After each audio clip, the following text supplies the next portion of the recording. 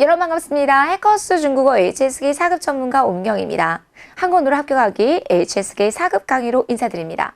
여러분 쓰기 제1부분은요. 다른 영역에 비해서 한 문항당 6점, 쓰기 제2부분은 한 문항당 8점의 점수가 주어지고 있습니다. 그렇기 때문에 다른 영역에 비해서 배점이 높으므로 여러분께서 고득점 합격을 생각하고 계신다면 쓰기 제1부분과 2부분에 높은 점수를 받아주셔야지만이 평균 점수를 훅 올릴 수 있습니다. 많은 분들이 기초가 약하시다면 쓰기 부분에서 점수를 매우 많이 감점될 수 있는 요소가 있거든요. 그렇기 때문에 여러분께서 HSK 4급 공부는 듣기, 독해, 쓰기가 아닌 쓰기를 통해서 각 문장의 품사와 문장 구조를 익히고 그 다음에 어순별과 좋은 문장을 외운 다음에 4급 시험에 나오는 독해 파트와 문제를 풀어주시면 되겠고 독해가 되어야지만이 듣기로 들어가실 수 있습니다. 그래서 4급 공부는 반드시 해커스 우리 교재에서 제시해드리는 커리큘럼대로 쓰기 그리고 쓰기가 된다면 쓰기 독해 독해가 된다면 독해 듣기 순으로 순차적으로 들어보실 수 있기를 바랍니다. 자, 그러면 우리 쓰기 제1부분 과연 어떤 유형의 문제가 나오는지 한번 살펴보도록 할게요. 자, 쓰기 제1부분의 출제 경향은요. 첫 번째, 기본 문형을 완성하는 문제가 주로 출제가 되고 있습니다. 여러분, 우리 오늘 첫 번째 강에서는요. 과연 중국어의 기본 문형은 무엇인지 중국어 공부에 있어서 제일 중요한 얘기를 좀 이야기를 해드리고자 합니다. 그래서 기본 문형에 관련된 문제가 무려 8문항 정도 나오고 있다는 거 꼭 기억해 주셔야 되겠습니다. 그럼 나머지 선생님 두 문제는요. 특수 문형을 완성하는 문제가 나오고 있습니다. 요즘에는 3문항, 4문항 정도는 평균적으로 나왔지만 지금은 한 2문항에서 3문항 정도 나오고 있습니다. 4문항 정도 나온다면 많이 나온 겁니다. 어쨌든 기본적인 어순에 관련된 문제와 두 번째, 우리 이러한 특수 문형을 완성하는 문제들이 골고루 나오기 때문에 첫 번째 공부해 주셔야 될 건 여러분 중국어의 6대 문장 성분과 그리고 특수 문형에 대한 어순을 정확하게 학습해 보셔야 된다는 게 우리 쓰기 파트에서 제일 중요한 부분이라고 생각하시면 되겠습니다. 자, 두 번째는 이러한 쓰기 제1부분의 어순별 문제에서 어떤 과정이 필요할까요? 첫 번째, 스텝 1. 제일 먼저 모든 문장상에서 없어서는 안 될 성분인 수어를 배치해 주셔야 되겠습니다. 여러분들은 문제 푸실 때 뭘 제일 먼저 배치를 해 주십니까? 주어를 배치해 주시죠. 그것이 아니라 수어를 먼저 배치한다. 자, 스텝 2. 두 번째는요. 올바른 수어가 배치되면 그것에 대한 행위자 주체인 주어와 대상인 목적어가 나온다는 거죠. 수어 배치한 다음에 주어와 목적어를 배치해 준다. 두 번째로 중요한 내용일 것입니다. 자, 그렇다면 세 번째는요. 수어와 주어와 목적어를 제외하고 남은 성분들이 있다는 거죠. 그래서 그 남은 어휘를 마땅히 들어가야 될 자리에만 넣어주시면 되겠습니다. 이 세 가지를 기억해 보셨으면 좋겠어요. 자, 그럼 우리 다음 넘어갈게요. 1부분에서 문제풀이를 한번 적용해 보도록 하겠습니다. 자, 우리 쓰기지 1부분에서는 4개에서 5개 정도의 제시어가 나오고 있습니다. 4개에서 5개 정도의 어휘를 하나의 문장으로 완성해 보시면 되는 거예요. 자, 근데 여러분들은 어떻게 문제 푸시냐면 주어진 제시어를 해석을 합니다. 자, 计划, 네, 계획이고요.推迟, 뒤로 미루었다. 我, 나, 원래의 한국어를 해석하셔서 한국어의 문장 만들고 중국어로 들어가는데 잘못된 공부 방법이죠. 여러분들 제일 중요한 건 무엇을 파악해 주셔야 되냐면 이러한 주어진 제시어에 무엇을 파악한다? 품사를 파악해 주셔야 됩니다. 무엇을 파악해 주셔야 된다, 여러분? 품사를 파악해 주셔야 되겠습니다. 자, 그럼 들어가도록 할게요. 计划, 뭐죠, 여러분? 명사로서 계획. 자, 러가 있으니까 내가 모르겠지만 뭘까요, 여러분? 동사로서 뒤로 미루다 4급 어휘입니다. 推迟, 어휘는 나중에 외우시고요. 원은 대명사이고 원래 더 있으니까 그 뒤에 누구? 무조건 명사 나와야 되는 명사를 꾸며주는 성분이겠구나. 자, 한번 들어갈게요. 제일 먼저 선생님이 아까 스텝 1에서 뭐 잡는 연습하라고 그랬죠? 수러 잡으라고 그랬어요. 뒤로 미루다 推迟了 가져가셔야 되겠죠. 누가 뒤로 미뤘습니까? 推迟한 주체는 누굽니까? 내가요. 무엇을 뒤로 미뤘을까요? 계획을 뒤로 미뤘겠죠. 이렇게요. 그래서 주, 술, 목 잡으시고 여러분 더 뒤에 명사가 나올 수 있는 건 어느 사람밖에 없네요. 목적어 자리밖에 없기 때문에 원래의 原来的까지만 딱 넣어주시면 되겠죠. 자, 첫 번째 여러분 이러한 어순배열 하실 때 두 가지를 주의해 주셔야 되겠는데 첫 번째는 중국어에는 띄어쓰기가 없어요. 그래서 글자를 순차적으로 나열해 주시면 되겠고 두 번째 평서문도 나오겠지만 의문문도 하나씩은 나옵니다. 자, 평서문일 때는 마침표 이거 안 찍어주시면 지필시험 보실 때는 마이너스 부분 점수 감점당합니다. 그래서 중국식의 문장 부호까지 딱 찍어주는 센스. 그래서 내가 원래의 계획을 뒤로 미루었습니다. 我推迟了原来的计划 이렇게 문제 풀어주셔야 돼요. 해석은 20% 정도. 그럼 원래 해야 될 것은 뭡니까? 주어진 4개에서 5개 정도의 제시어의 품사를 파악하고 수로 잡고 이 수로가 나와야지만이 주어와 목적어 결정되고 나머진 반드시 들어가야 될 자리에 부가 성분만 넣어주면 되겠다. 이게 쓰기 제1부분의 문제풀이 전략입니다. 자, 그럼 우리 필수어법 첫 번째 보면 중국어의 품사와 문장 성분을 모르시면 안 됩니다. 자, 선생님이 이거 들어갈 때 품사와 문장 성분은 다르다는 거 여러분 꼭 알고 하셔야 돼요. 10가지의 중국어의 품사가 있고 6가지의 문장 성분이 있는데 이 개념을 정확하게 구분하셔서 들어가실 수 있어야 되겠습니다. 자, 품사에는 제일 먼저 명사가 있죠. 어떠한 사람이나 사물의 이름을 나타내는 것을 우리는 명사라고 하는데요. 자, 해커스 교재에 나와 있는 예문들은 무조건 시험에 나옵니다. 그래서 여러분이 여기서 나와 있는 어휘들은 다 외우셔야 됩니다. 첫 번째 한번 읽어볼게요. 동료, 동시. 칠판은요, 헤이반. 자, 별표. 여러분 이런 우정이란 제시어가 나오는데요. 이런 어휘들을 외워주셔야지만 쓰기 제2부분에 갔을 때 누군가가 건배하고 있는 그림이 나옵니다. 잔을 부딪히면서 우리 건배하다, 깜빼이라는 제시어가 나오는데요. 이 깜빼이라는 제시어를 활용해서 문장을 만들기 위해서 이런 기본적인 어휘, 우정이라는 제시어를 외워보실 수 있어야 되겠죠? 그래서 이런 기본적인 어휘들을 꼭 외우셨다가 각 영역별로 활용해 보실 수 있어야 되겠습니다. 명사였어요. 자, 그럼 쌤이 물어볼게요. 명사는 일반적으로 문장상에서 어떤 역할을 할까요? 문장상의 역할이 문장 성분이겠죠. 당연히 어떤 역할을 할까요? 주어와 목적어의 역할을 많이 할 수 있을 것입니다. 이런 개념들을 여러분께서 알고 가실 수 있어야 되겠어요? 명사였습니다. 자, 두 번째, 여러분 명사가 있다면 대명사도 있겠죠? 지시대명사 3인칭 타, 가까운 것을 가리키는 주, 의문대명사 什么 걱정하지 마세요. 이런 명사들은, 대명사들은 또 뒤에 가서 대명사의 종류에 가서 선생님이 세세하게 자세하게 설명해 드리도록 하겠습니다. 대명사 역시 문장상에서 어떤 역할을 할까요? 주어와 목적어의 역할을 한다까지만 여러분께서 기억해 보시면 되겠습니다. 너무 쉽죠? 자, 선생님이 그랬죠. 제일 먼저 문장상에서 올바른 수로를 잡아주는 거라고 그랬어요. 자, 그러면 수로로 사용될 수 있는 분사가 뭘까요? 지금 세 번째와 네 번째에 나오는 동사나 형용사일 것입니다. 그래서 수로라고 하면 동사와 형용사가 문장상의 수로의 역할을 할 수 있겠구나. 동사 위주로, 형용사 위주로 많이 외워보실 수 있어야 되겠죠? 자, 여러분 동사는 어떠한 어휘를 동사라고 할까요? 구체적인 동작이나 상태를 나타내는 어휘를 동사라고 하고 뿐만 아니라 사람의 심리를 나타내는 이러한 심리 동사들도 크게는 동사라고 할 수 있습니다. 자, 그럼 우리 여기에 나와 있는 예문을 선생님이 다 외우라고 말씀드렸습니다. 자, 뛰다, 달리다 한번 읽어볼게요. 跑步.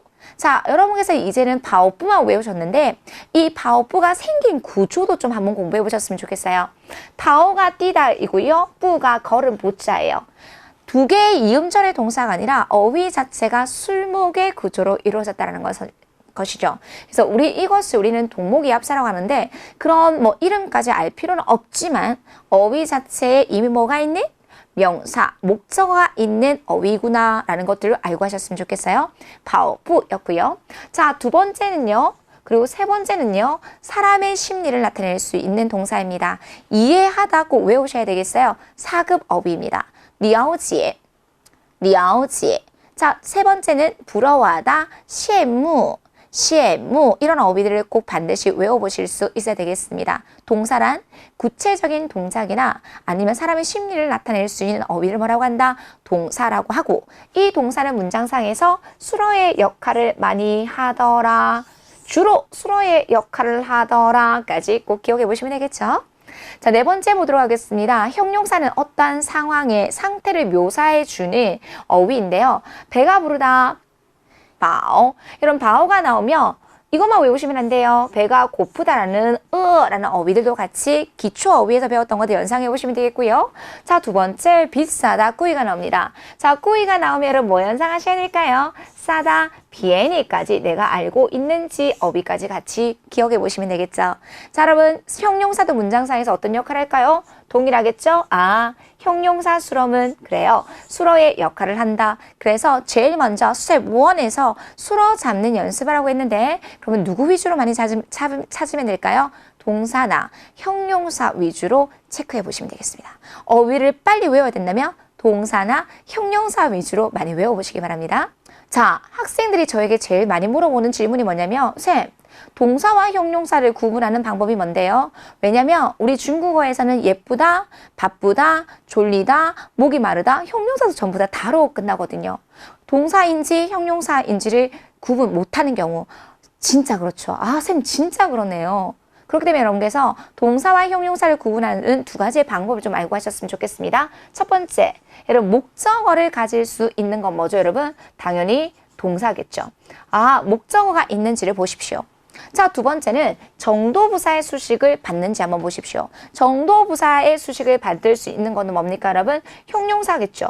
그래서 이 두 가지만 보셔도 동사와 형용사를 구분할 수 있는 방법. 목적어의 유무, 정도부사의 수식, 여부를 한번 보시면 동사인지 형용사인지를 구분해 보실 수 있습니다. 자, 근데 여러분 CF 비교가 있어요. 선생님이 아까 말씀드렸죠. 이해하다 뭐 있었어요, 여러분? 시작, 리아오지에가 있었어요.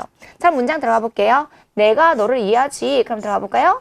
我了解你 들어갈 수 있어요. 자, 그런데 내가 정말 너를 이해하지? 모두 들어갈 수 있을까요? 我很了解你 이런 거라는 거죠. 쌤, 목적어도 있고요. 그 다음에 정도부사의 수식도 받을 수 있네요. 이거는 과연 뭡니까? 이런 것들이 궁금하시죠? 자, 쌤 아까 뭐라고 그랬어요? 동사의 하위 분류인 심리동사.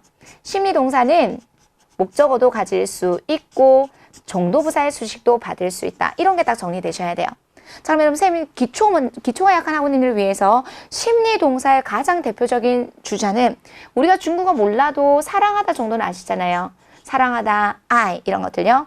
좋아하다라고 하면 분명히 어떤 학우님이 하오라고 하십니다. 여러분 하오는 형용사예요. 심리동사는 좋아하다, 시환 이런 거예요. 우리 노래 가사에도 많이 나오잖아요. 아, 그리워 라고 했을 때 보고 싶다, 시앙 이런 것들이 전부 다 심리동사거든요. 이런 심리동사는 비단 목적어도 가질 수 있고 누구의 수식도 받을 수 있을까요? 정도부사의 수식도 받을 수 있다.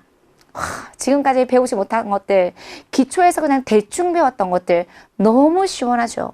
이런 것들 여러분들 알아야지만이 정확하게 공부를 해보실 수 있을 것 같습니다. 동사인지 형용사인지가 지금까지 잘 헷갈리셨다면 이 두 가지를 생각하시고요.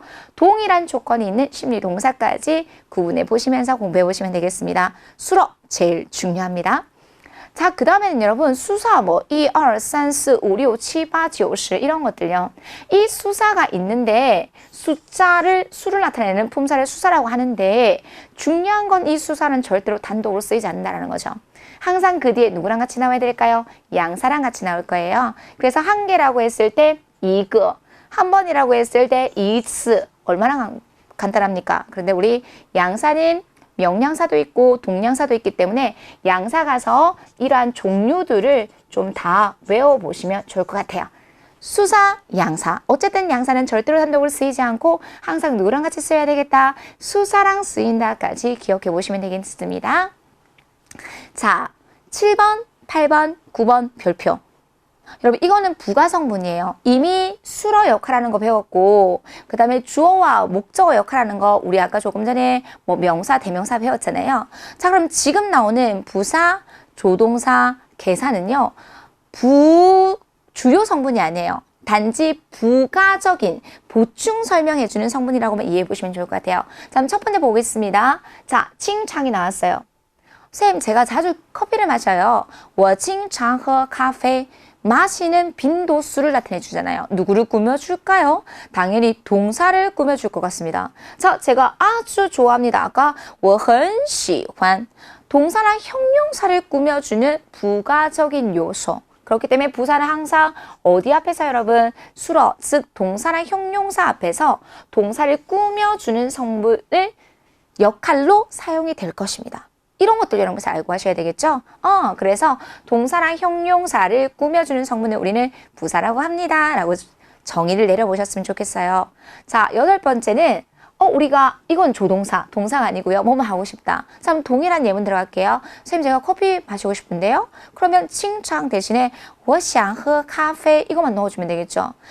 그 다음에 선생님 제가 중국에 갈 수 있게 되었어요. 라고 했을 때 我能去中国 당연히 이 조동사도 누구를 꾸며줄까요? 당연히 동사를 꾸며줄 수 있다는 거죠. 주 성분이 아니라 부 성분이라는 거죠. 부조 전부 다 수라를 꾸며줍니다. 자, 여러분 여기서 용어 정리할게요. 한국어와 영어에서 전치사를 중국 사람들은 뭐라고 한다? 여러분, 개사라고 합니다.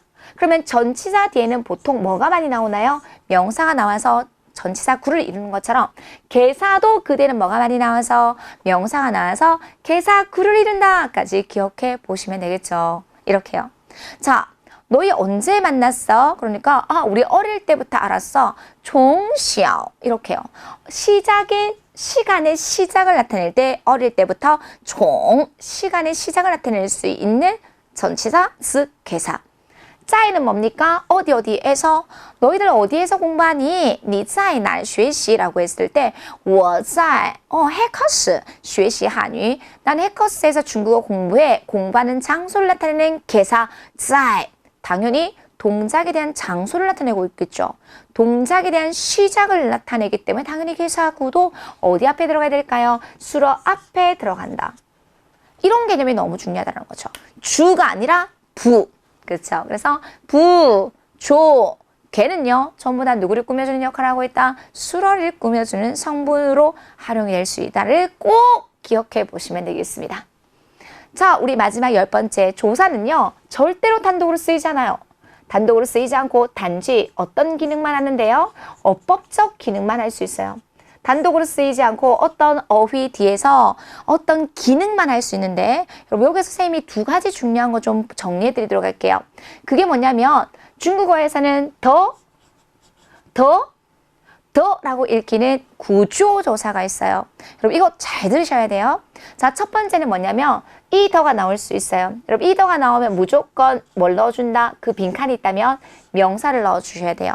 명사를 꾸며줄 수 있는 역할을 하고 다시 한번 명사를 꾸며줄 수 있는 역할을 하고 자, 2번째 이 더가 나왔어요. 이 더는요. 중국어에는 보어가 굉장히 많이 발달되어 있거든요. 그래서 동작에 대한 결과를 나타낼 때 동사 뒤에서 수러더 예를 들어 제일 많이 쓰는 게 중국어를 잘한다고 했을 때 중국어를 하는 정도가 훌륭하다라고 해서 수어더 很好 그래서 그러면 이 더 이하에는 정도를 나타내므로 보통 뭐가 많이 나와야 될까요? 부사 형용사가 많이 나오더라고요. 그래서 이런 형태를 이런 것을 알고 하셔야 됩니다. 说得很好 일찍 일어났다, 起得很早 늦게 잠을 잤다, 睡得很晚 여러분 이런 내용들을 자동발사 2탄에서 공부해가지고 오셔야 되는 부분입니다. 정도 보호에 더해요. 자, 그 다음에 3번째는 여러분 이 더는 1년에 한 3번 정도 출제가 돼요. 위치가 정해져 있어요. 여러분 이 더는 당연히 어디 앞에? 수러 앞에 들어가야 돼요. 여러분 다시 수러 앞에 들어갈 수 있는 건 누구 있었어요? 부조개. 그런데 이 부조개를 제외하고 또 다른 품사가 들어갈 수 있는 게 있는데 누가? 형용사나 아니면 동사가 수러 앞에서 수러를 꾸며줄 때 이 더를 쏙 넣을 수 있다는 거죠. 여러분 정리 다시 해보세요. 이 화면을 잠시 멈추고 여러분께서 정리 한번 해보셨으면 좋겠어요. 자, 다시 이 더 뒤에는 누가 나와야 되겠고? 명사. 그렇죠. 2번째 이 더는 뭘로 쓰인다? 보어. 그래서 정도보어로서 수러더 부사 형용사. 자, 이 더는 무조건 어디? 앞에 수러 앞에 이렇게 들어가야 돼요. 마땅히 들어가야 될 위치만 여러분 잘 체크해 보신다면 어순배열할 때 해석이 아닌 들어가야 될 위치만 넣어주시면 되는 겁니다. 이 3가지 때문에 굉장히 많이 틀리시거든요. 기본적인 개념을 잘 잡아 주셔야 되겠습니다. 구조조사 더였어요. 자, 2번째는요. 동사 뒤에 우리 시제를 나타낼 수 있는 3가지가 있습니다. 자, 했다라고 한다면 뭐가 들어갈 수 있을까요? 러. 그 다음에 하고 있다. 결과의 지속이나 진행을 나타낼 때 주. 한 적이 있다. 동사 뒤에 꾸어가 들어가야 되겠습니다. 자, 그러면 선생님이 물어볼게요. 만약에 내가 어떤 제시어를 몰라요. 그런데 그 제시어 보니까 러저 고어가 붙어져 있어요. 그럼 당연히 이거는 뭘까요, 여러분? 동사, 문장상에서 어떤 역할? 수로의 역할을 할 수 있다는 거죠. 그래서 이런 것들이 문제 풀 때 아주 중요한 역할을 할 수 있기 때문에 러저 고어가 있는 제시어를 바로 수로 자리에 배치할 수 있도록 연습해 보시면 되겠습니다. 결론입니다. 조사는 단독으로 쓰일 수 없습니다. 단지 어법적 기능만 할 수 있다라고 딱 정리해 보시면 되겠습니다. 여기까지 중국어의 10가지 품사에 대해서 정리해 드렸고요. 자, 두 번째 들어가도록 하겠습니다. 이러한 품사들이 할 수 있는 역할에 대해서 이야기해 드리도록 할게요. 선생님 지금까지 역할에 대해서 아까 주어, 그 다음에 수로, 그 다음에 목적어까지밖에 안 했는데 중국어의 품사, 기본적인 어수는 6대 문장 성분으로 이루어졌어요. 선생님 6대 문장 성분 알아야 됩니까? 당연하죠.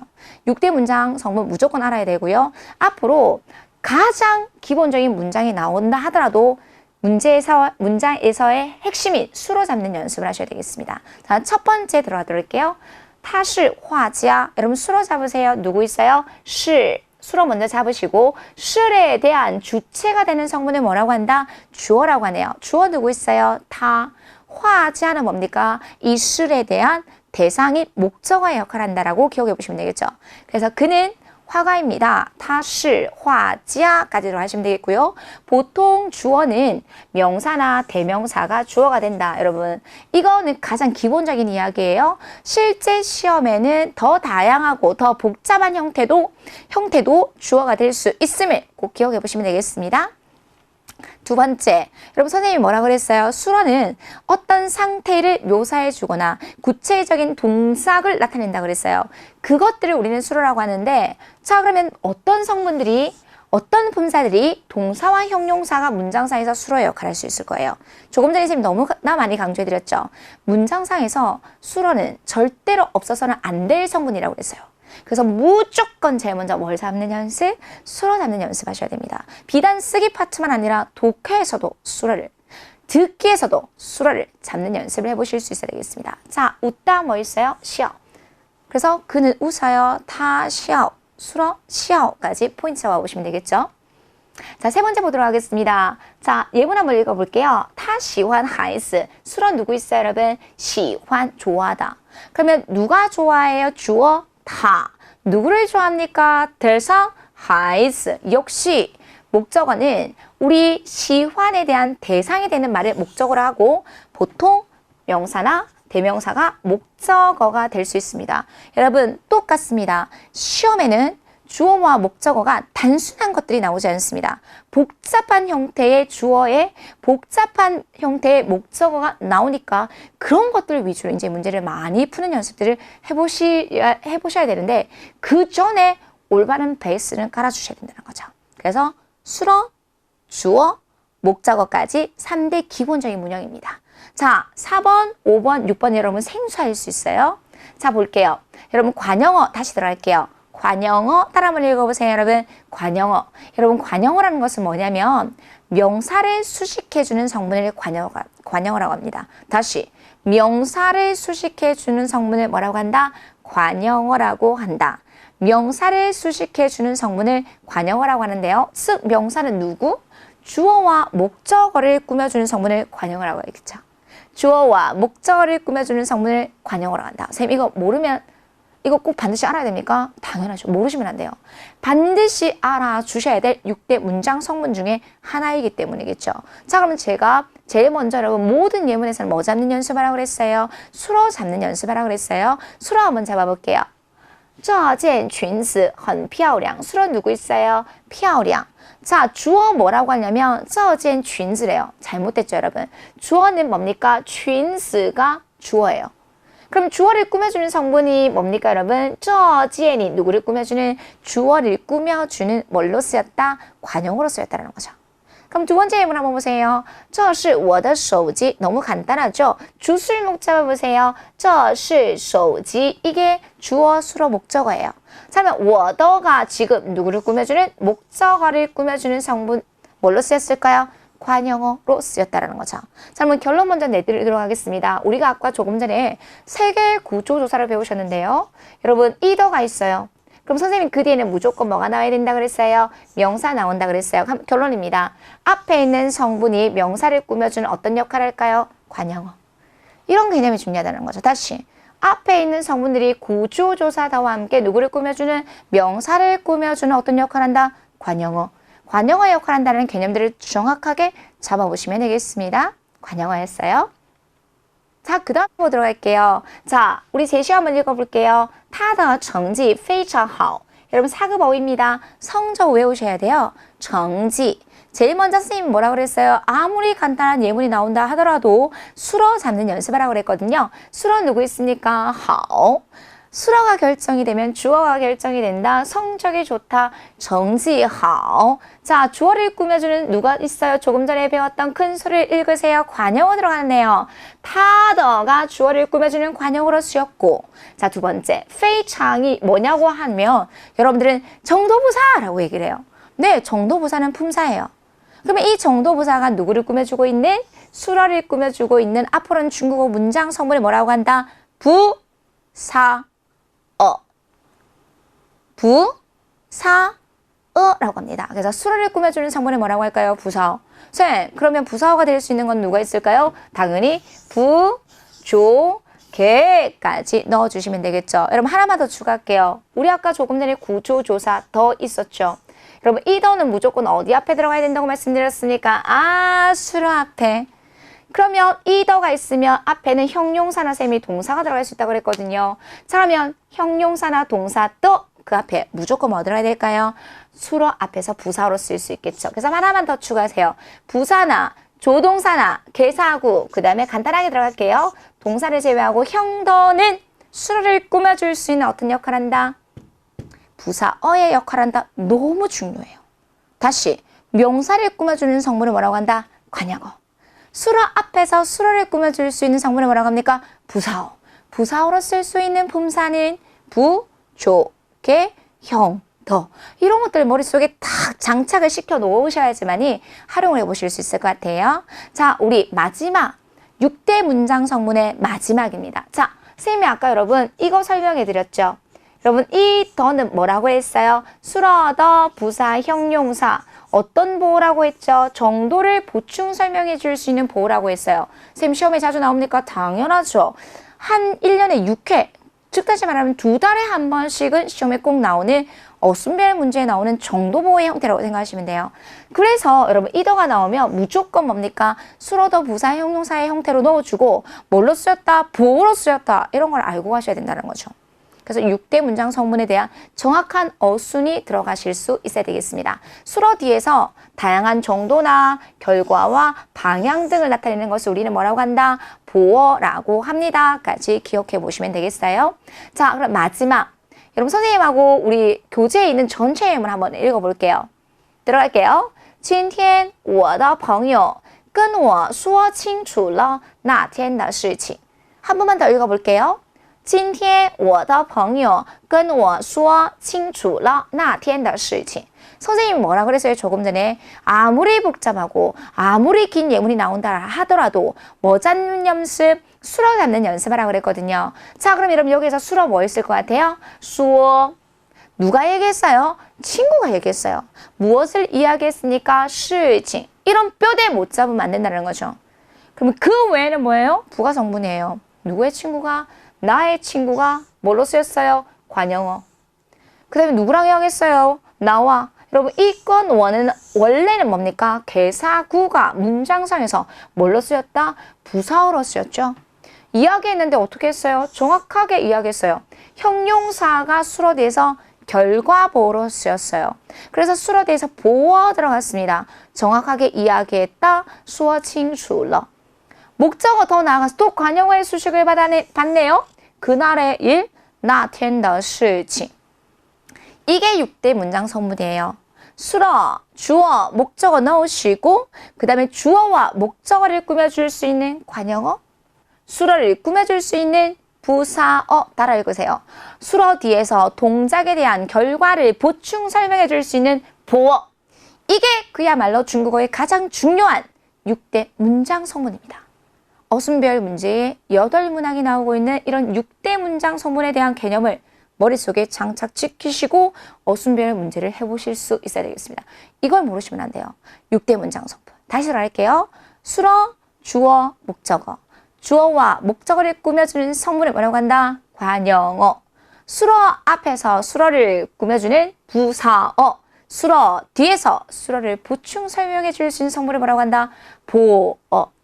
이게 아마 앞으로 모든 중국어 공부에 다 필요할 거예요.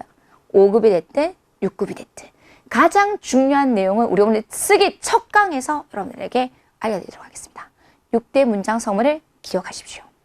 자, 그럼 우리 본격적으로 우리가 10개의 품사를 배우셨거든요. 6대 문장 성분을 배우셨거든요. 거기에 해당하는 필수적인 내용을 정리해 보도록 하겠습니다. 비교적 간단합니다. 자, 4개에서 5개 정도의 어순별 문제가 나온다 그랬어요. 그랬을 때 선생님이 해석이 아니라 무엇을 파악할 수 있는 팁? 품사를 파악해 주시고 어순배열 해보실 수 있어야 되겠습니다. 사실은 이렇게 쉬운 문제는 나오지는 않겠지만 우리가 연습하는 의미에서 자, 쩐이 나왔어요. 쩐은 뭡니까? 정도부사예요. 당연히 그 뒤에는 뭐가 나와야 될까요? 형용사가 나와야 되겠죠. 메이메이는 여동생으로서 명사고요. 피아오량 뭐죠 여러분? 형용사고요. 워더 나왔어요. 무조건 뭐 연결해준다? 명사. 해석 안 하잖아요. 그럼 쌤이 제일 먼저 뭐 잡는 연습하라고 그랬어요? 수러. 수러 누구 있으니까 큰 소리로 한번 읽어볼게요. 예쁘다. 피아오량. 그렇죠. 자, 누가 예쁩니까? 그러면 피아오량의 주체가 누구 있습니까? 당연히 여동생이 예쁘죠. 여러분 선생님은 특히 4급 강의에서 여러분들에게 한자를 되게 많이 적어드려요. 적으면 적는 동안에 여러분께서 보라는 거죠. 핵순이 너무 많고 복잡하기 때문에 여러분께서 잘 쓰는 게 좀 두렵습니다. 근데 많이 쓰는 연습을 하셔야 돼요. 그래서 주술 잡아서 매일매일 피아오랴. 자, 그런데 누가 있어요? 지금 더가 있죠? 더가 있으면 딴 데 넣으면 안 돼요. 무조건 어디 앞에 주어와 목적어 앞에 들어가야 되거든요. 그래서 누구의 나의 여동생이 我的妹妹 들어갈 수 있겠고요. 자, 우리 기초 강의할 때 형용사 보통 문장상에서 단독으로 쓰이지 않잖아요. 형용사 수러물일 때, 긍정일 때. 그래서 우리 뭐 들어갔습니까? 참 진짜 쩐 들어가서 진짜 예쁘다. 중국어의 문장부 심표 딱 찍어 주셔야 되겠죠. 나의 여동생이 진짜 예뻐요. 我的妹妹真漂亮이라는 주어, 수러. 그 다음에 주어를 꾸며줄 수 있는 관형어, 수어를 꾸며줄 수 있는 부사어, 이런 어순으로 문장을 만들어 주시면 되겠습니다. 이런 것들을 여러분께서 정확하게 분석해내고 장문에 활용해 보실 수 있어야 되겠네요. 자, 그러면 여기에서 쌤 하나만 더 체크해 드리도록 할게요. 선생님이 현 강의에서는요, 매일 단어 시험을 보거든요. 이랬을 때 쩐자 되게 많이 틀리세요. 안에 짝대기 2개를 쓰시는데 자세히 교재 한번 보세요. 안에 짝대기 3개. 그렇죠. 그래서 이런 것들이 부수 틀리면 부분 점수 감점 당하거든요. 너무 아깝잖아요. 그래서 이런 부분들도 여러분 잘 점검해 보실 수 있어야 되겠어요? 我的妹妹真漂亮이었습니다. 자, 우리 명사 들어가도록 할게요. 명사의 역할. 첫 번째, 당연히 명사는 문장상에서 주어의 역할을 한다. 자, 그럼 수로 잡을게요. 수로 누구 있어요? 冷, 춥습니다. 뭐가 춥습니까? 주어, 날씨가 춥습니다. 天气冷, 형용사 단독으로 못 쓰인다고 하니까 누구 나왔어요? 정도부사가 문장상에서 부사어로 쓰였네요. 天气很冷까지 점검해 드리도록 하겠습니다. 자, 두 번째, 명사는 문장상에서 당연히 어떤 역할도 할 수 있을까요? 목적어의 역할도 할 수 있겠죠? 가다 동사 누구 있어요, 여러분? 去. 누가 갑니까? 주어, 그가 가고요. 어디를 갑니까? 도서관에 간다라고 해서 다去 도서관까지 주어와 그리고 목적어의 역할을 하는 것이 가장 기본적인 역할을 할 수 있을 것 같습니다. 세 번째, 여러분 여기에 나와 있는 명사의 종류는 싸그리 다 외우십시오. 쓰기제 이 부분에 어순별 문제에 다 나오고 있습니다. 자, 첫 번째 고객 들어갈게요. 顾客, 顾客, 顾客. 자, 두 번째 배우를 뭐라고 할까요? 演员, 演员, 演员. 자, 그런데 배우만 나오지 않아요. 여러분 경극 배우가 시험에 되게 많이 나와요. 경극을 뭐라고 할까요? 칭주. 그래서 같이 외워주실 수 있어야 되겠습니다. 꼭 같이 외우세요. 경극 배우, 칭주 演员, 칭주 演员, 칭주 연員이라고 같이 외워주실 수 있어야 되면 되겠고, 쌤, 이런 외래어도 쓸 수 있어야 돼요. 네, 한 여자가 초콜릿을 들고 있었거든요. 그래서 꼭 외우셔야 돼요. 초콜릿, 巧克力 쓸 수 있어야 돼요. 巧克力, 巧克力. 오케이. 자, 네 번째. 여러분, 선생님이 다년간 지금 수년간 시험을 보고 있어요. 한 번도 빠짐없이. 상자가 시험에 나와요. 어떤 상자가 나오면 빈 상자가 시험에 나와요. 그런데 어떨 때는 상자가 나오고 어떨 때는 비다가 나오고 어떨 때는 가볍다가 나와요. 근데 여러분들 작문을 못해요. 근데 저는 여러분들에게 맞는 문장을 드릴 수 있어요. 왜? 어떤 단어가 나오는지 아니까. 그래서 여러분께서 허스만 외우시면 절대로 안 돼요. 허스 말고 해커스에서는 좀 효과적으로 공부하자는 거죠. 만약에 허스 말고 비다라는 제시어가 나왔어요. 제시어를 아셔야 되겠죠. 비다 누구 있어요? 콩 이런 제시어들이요. 그 다음에 뭐 나올 수 있어요? 빈 거니까 가벼울 수 있겠죠. 가볍다, 칭까지 외워보실 수 있어야 되겠습니다. 쌤이 이걸로 끝내면 오쌤이 아니겠죠? 여러분 허스 말고 쌤이 어떨 때 시험을 봤는데 빈 상자가 나온 거지 아니라 여러분 빈 냉장고가 나왔어요. 그런데 콩이 나왔어요. 학생들이 냉장고를 쓸 줄 몰랐어요. 그만큼 기초가 약했기 때문에. 그래서 여러분 냉장고까지 쓸 수 있어야 돼요. 여러분 냉장고를 뭐라고 합니까? 냉장고는 아이스 상자라고 해서 이렇게 하네요. 빙시앙이라고 합니다. 이런 제시어가 진짜 필요한 거죠, 여러분. 그래서 빙시앙. 그래서 허즈만 외우지 마시고요. 콩, 칭, 빙시앙까지 꼭 같이 암기해 보셔야 되겠습니다. 그래야지 작문하실 수 있어요. 1번 명사였습니다. 자, 두 번째 들어갈게요. 추상 명사. 이 두 개는 꼭 외우셔야 돼요. 속도가 시험에 나왔습니다. 수도. 그 다음에 독해에서 능력이 나옵니다. 능리. 시간은 당연히 기본적으로 알고 가시죠. 시간과 문화를 뭐라고 할까요, 여러분? 원화. 여기 있는 명사들은 다 외우셔야 됩니다. 세 번째 시간 명사 들어갈게요. 내년,明年. 어제는요, 昨天, 최근, 最近. 现在, 지금 현재. 제가 이런 얘기를 되게 많이 해요. 만약에 이런 제시어를 모르시면 지금 4급을 공부할 수 있는 수준이 안 되는 거예요. 그럴 때는 자동발사 1탄과 2탄을 공부하시고 거기에 나와 있는 어휘들을 선 외워가지고 올라오시면 훨씬 효과적으로 공부할 수 있다. 그래서 쓰기 강의 이거 딱 듣고 쌤이 말하는 거 못 알아듣겠어 라고 하시는 분은 기초가 약하신 거예요. 그래서 자동발사 최소 1탄, 2탄만 보고 오시면 다 알 수 있는 제시어라는 거. 그래서 여러분들 어떻게 공부해야 되는지 궁금하실 때마다 쌤한테 문의를 해주시면 쌤이 정성껏 답변도 드릴 거예요. 제시어 외우셔야 됩니다. 자, 그 다음에 장소 명사 들어가겠습니다. 여기 거 다 나옵니까? 당연하죠. 왜냐하면 듣기 시험에 장소에 관련된 문제가 많이 나오거든요. 그래서 여기에 나와 있는 장소 명사를 외우셔야 됩니다. 여러분 식당, 호텔, 대형 호텔을 뭐라고 했냐면 饭店이라고 합니다. 자, 우리 조금 전에 도서관 나왔죠? 도서관, 그렇죠. 교실 들어갑니다. 教室. 자, 슈퍼는 듣기에 너무너무 많이 나와요. 꼭 외우셔야 돼요. 超市, 슈퍼마켓입니다. 超市이란 장소 명사도 외우시면 되겠고요.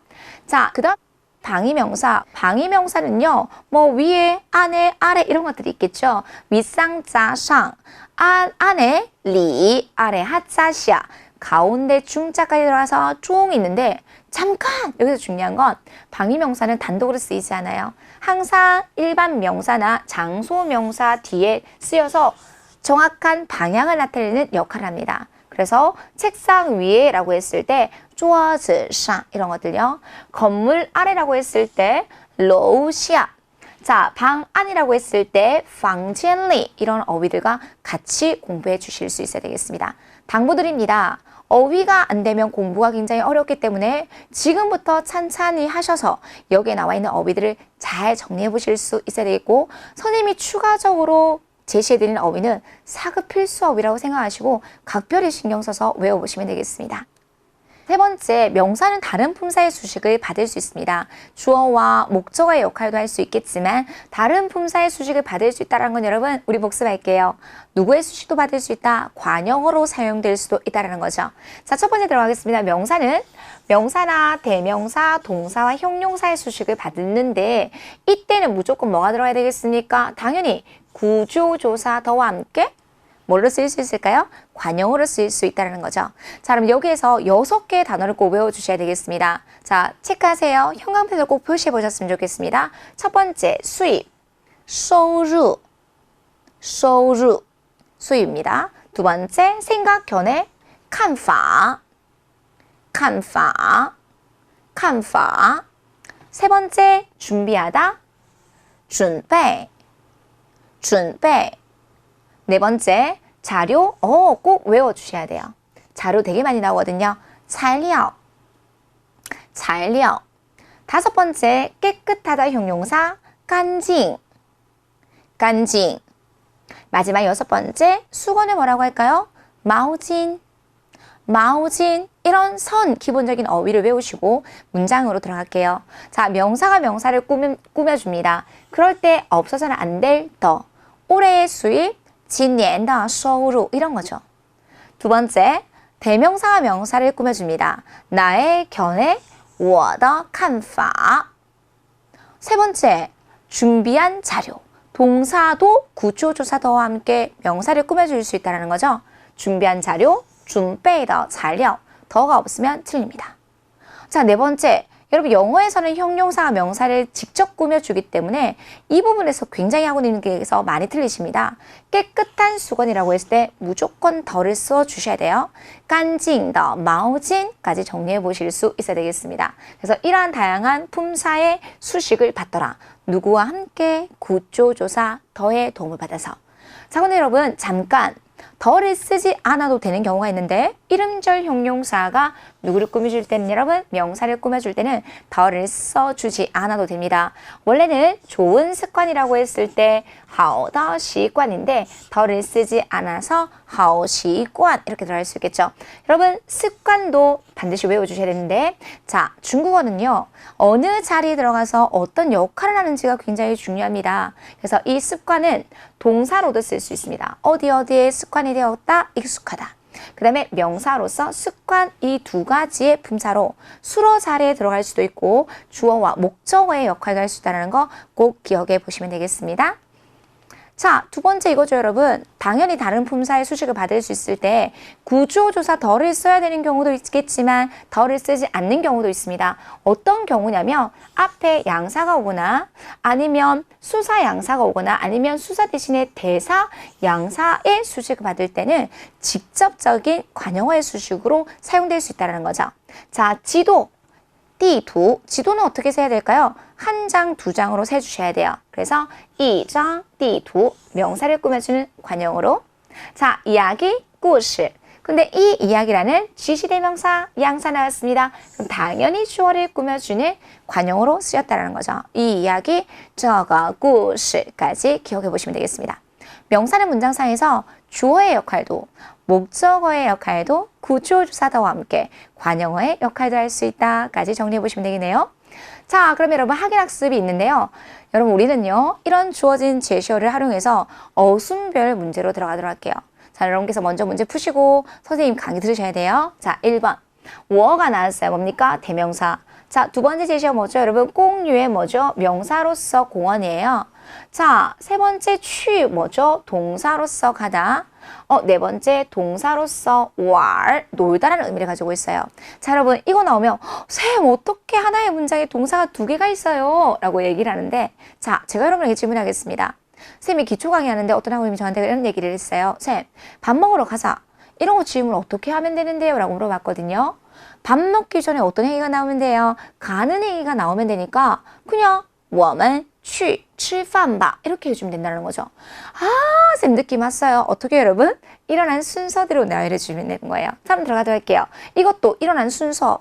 놀기 전에 어떤 행위가 있어야 될까요? 가는 행위가 나와야 되겠죠? 그래서 갑니다. 취. 그죠? 가서 어떻게 해요? 놀아요. war까지 넣어주시면 되겠고 누가 가서 놉니까? 내가 가서 노는 거겠죠. 자, 그런데 여러분 취라는 동사의 특징 잊지 마세요.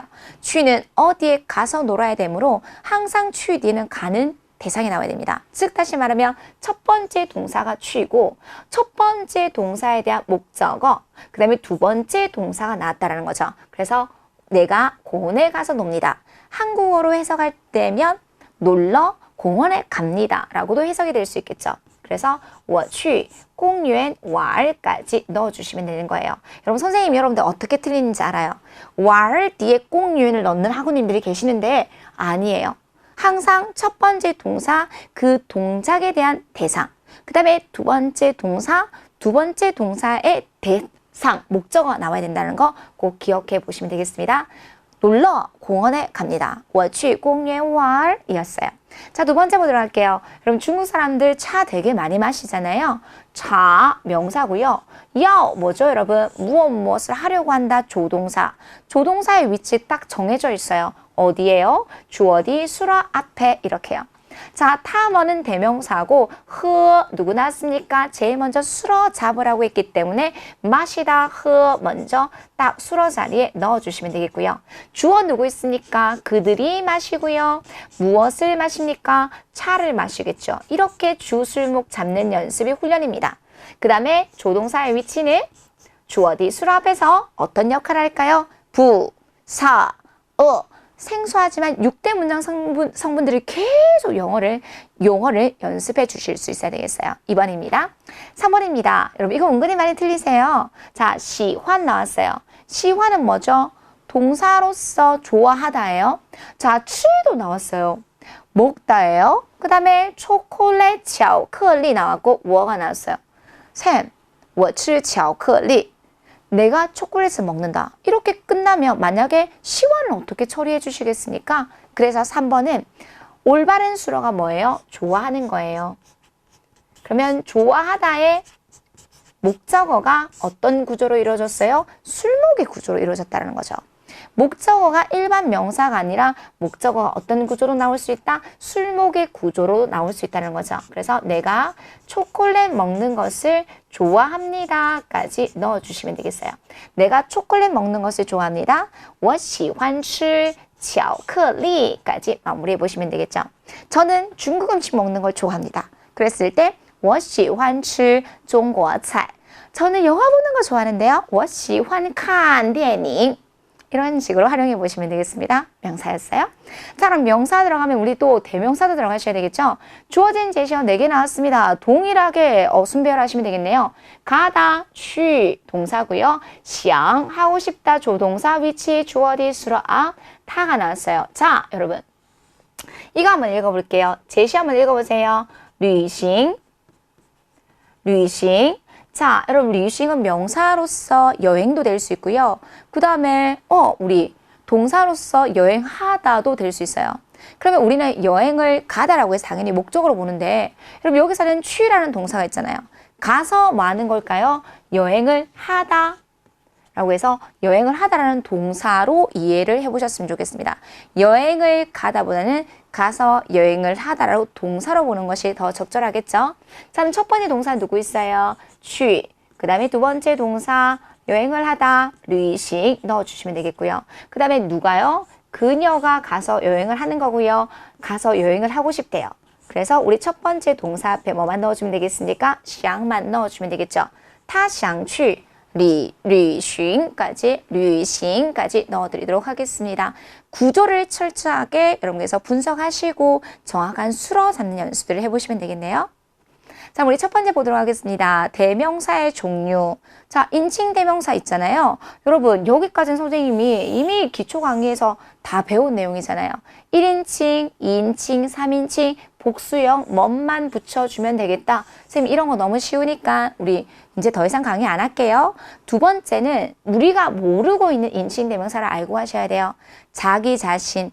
시험에 여러분 자기 자신의 얼굴을 닦고 있는 그림이 나오고 자기 자신의 옷을 벗고 있는 그림이 나오고 자기 자신의 차를 닦고 있는 그림이 나오는데 자기 자신을 못 적는 학우님들이 은근히 많으세요. 그래서 이런 기본적인 어휘를 쓰기 파트에서 여러분께서 훈련해 주셔야 된다는 거죠.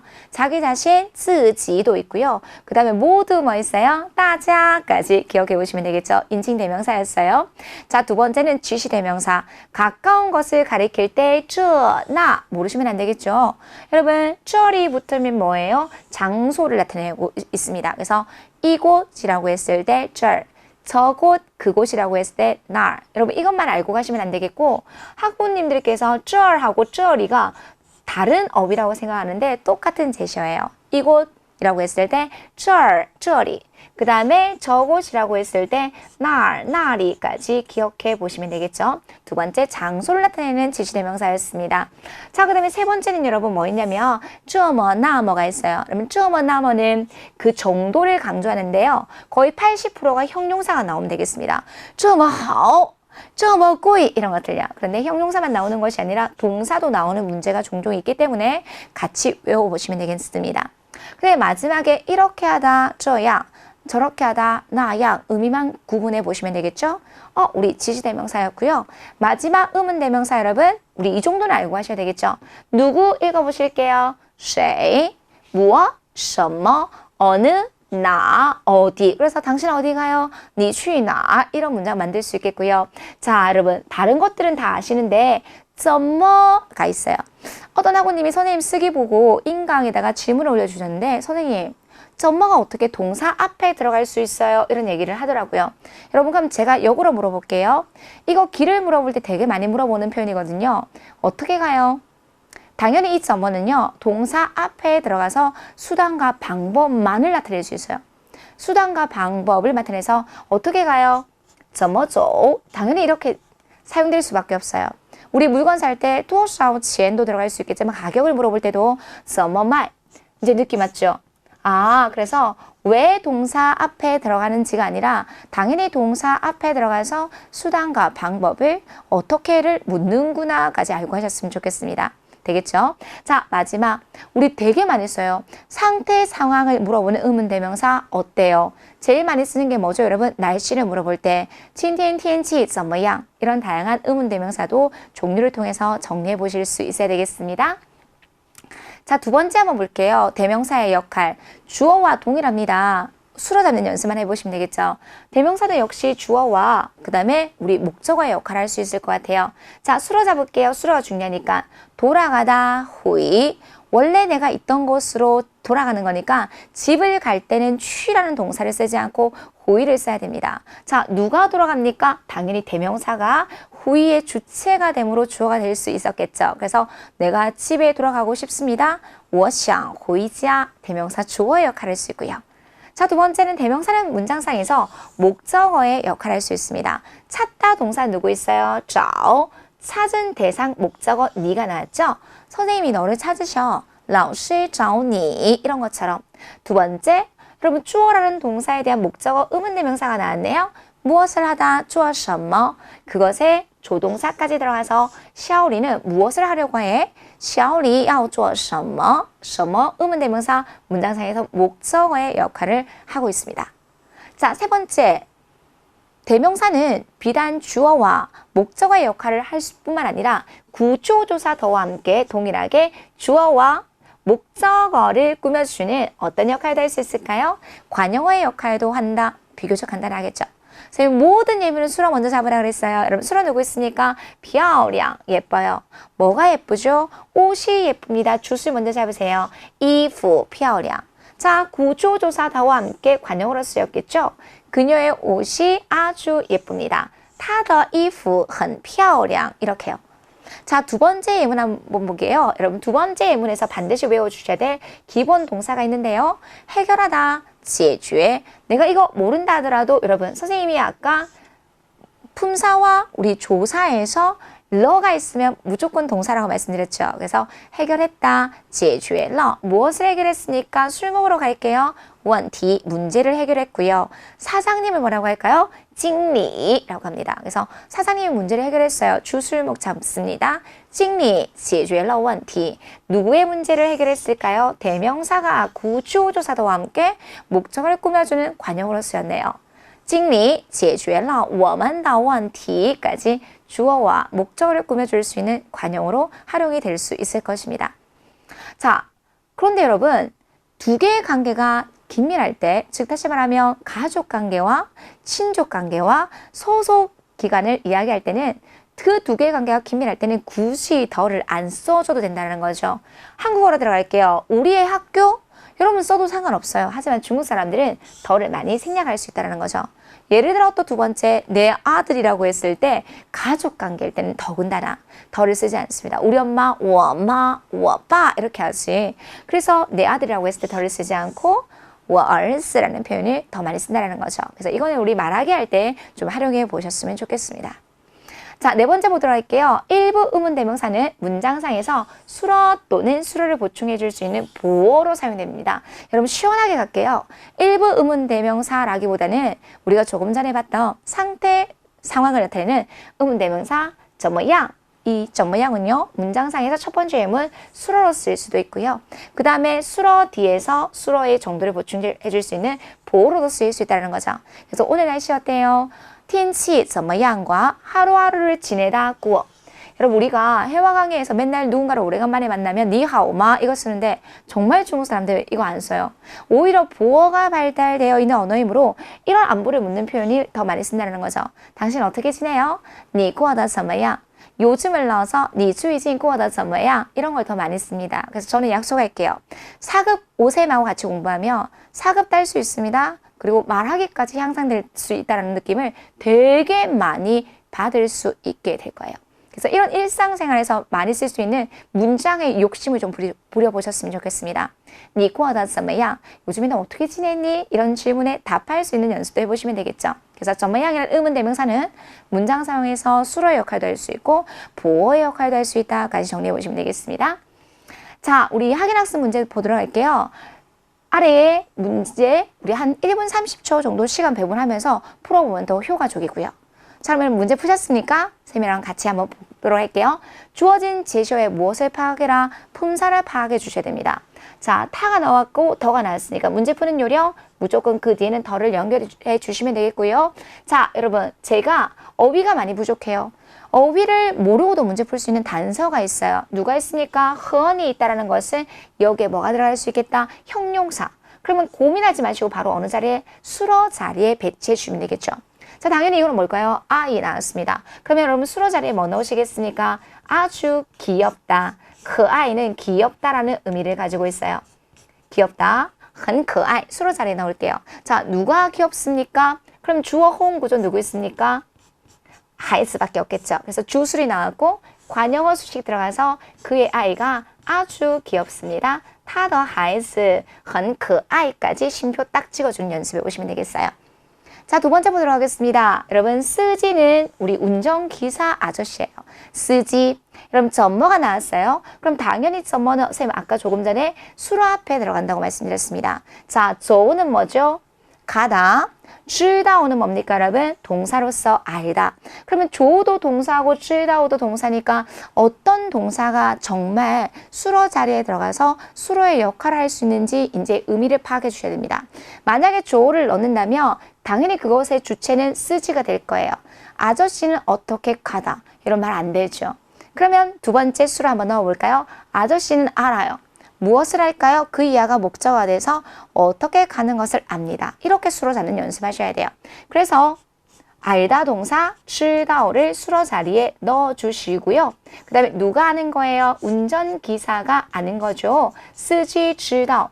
목적어는 비단 명사와 대명사만 목적어가 될 수 있는 것이 아니라 이처럼 동사도 목적어가 될 수 있다는 거죠. 그래서 이처럼 어떻게 가는지의 여부가 知道 이하의 목적어로 사용이 된 여부죠. 그래서 운전기사 아저씨는 어떻게 가는 것을 압니다. 司机知道怎么走까지 이렇게 어순배열하는 거 연습해 보시면 되겠네요. 자, 여러분 한자의 도금이 문제를 푸는데 되게 도움이 많이 돼요. 답안이죠. 그래서 우리 답안을 뭐라고 할까요? 다안이라고 읽어보셔야 돼요. 다안, 명사로 답안이겠죠. 거가 나왔어요. 거가 나왔다면 앞에는 수사가 나오거나 지시대명사가 나와서 명사를 꾸며줘야 합니다. 자, 저 나왔네요. 그러면 가까운 것끼리 사용될 수 있는 것끼리 딱 묶어주시면 되겠고 非常이 나왔습니다. 非常 정도 붙으니까 그대는 형용사 나와야 되겠죠. 아, 그래서 그 남은 어휘가 형용사라는 것을 알 수 있는데요. 정확하다 들어가겠습니다. 정确 4급어입니다. 그럼 제일 먼저 누구 배치해 주셔야 될까요? 정확하다, 정确를 형용사를 수로 자리에 넣어주시면 되겠고요. 무엇이 정확할까요? 답안이 정확하겠죠. 그래서 答案正确 주술 잡아보시면 되겠습니다. 어떤 답안이 정확할까요? 이 답안이 정확하고 어떻게 정확할까요? 매우 정확하다라고 해서 非常만 주어와 수어 자리에 부사어로 넣어주시면 되겠죠. 그래서 관형어, 주어, 부사어, 수어의 문장에 어순배열 문제를 해주시면 되겠습니다. 이 답안이 아주 정확합니다. 这个答案非常正确까지 어순배열 해보셨으면 좋겠습니다. 여러분 실제 시험은 이거보다 너무 어렵게 나옵니다. 그래서 이런 문제를 통해서 기본기를 다지시고 실제 시험에 적용해 보실 수 있어야 되겠습니다. 여러분 필수 어법이 굉장히 중요합니다. 그래서 문제를 풀기 전에 이런 개념들을 정확하게 잡아보실 수 있도록 어휘와 구조를 쓰기 과정을 통해서 탄탄히 다져주셔야 되겠습니다. 자, 선생님이 매 강마다 듣기에서 그리고 독해에서 쓰기에서 여러분들이 격려해드리는 이러한 사자성어가 있는데요. 자, 제가 중국 유학에서 힘들 때마다 이 말을 가슴에 새기면서 참으면서 유학을 했었던 것 같아요. 정말 뜻이 있는 자는 그 일을 반드시 이룰 수 있다. 여러분 사급 공부가 결코 쉽지는 않습니다. 하지만 여러분께서 마음을 먹고 뜻을 세운다면 반드시 합격할 수 있도록 쌤이 여러분들과 함께 해드릴게요. 저랑 같이 열심히 한번 해보셨으면 좋겠습니다. 욕심나는 문장이시죠? 뜻이 있으면 그 일을 반드시 이룰 수 있습니다. 有志者事竟成有志者事竟成힘들 때마다 속으로 有志者事竟成 그래요. 그러면 충분히 하실 수 있는 힘이 저절로 생길 수 있을 것 같아요. 有志者事竟成 한번 결심하셨으니까 포기하지 마시고 저랑 끝까지 가셨으면 좋겠습니다. 오늘 강의 여기까지 마무리되도록 하겠습니다. 여러분 잊지 마세요. 중국어의 6대 문장 성분은 주어, 수어, 목적어, 주어와 목적어를 꾸며주는 성분 관형어, 수어를 꾸며주는 성분 부사어, 수어를 보충 설명해 줄 수 있는 보어라는 거 꼭 기억해 주시면 되겠습니다. 오늘 강의 여기까지 하도록 하겠습니다. 수고하셨습니다.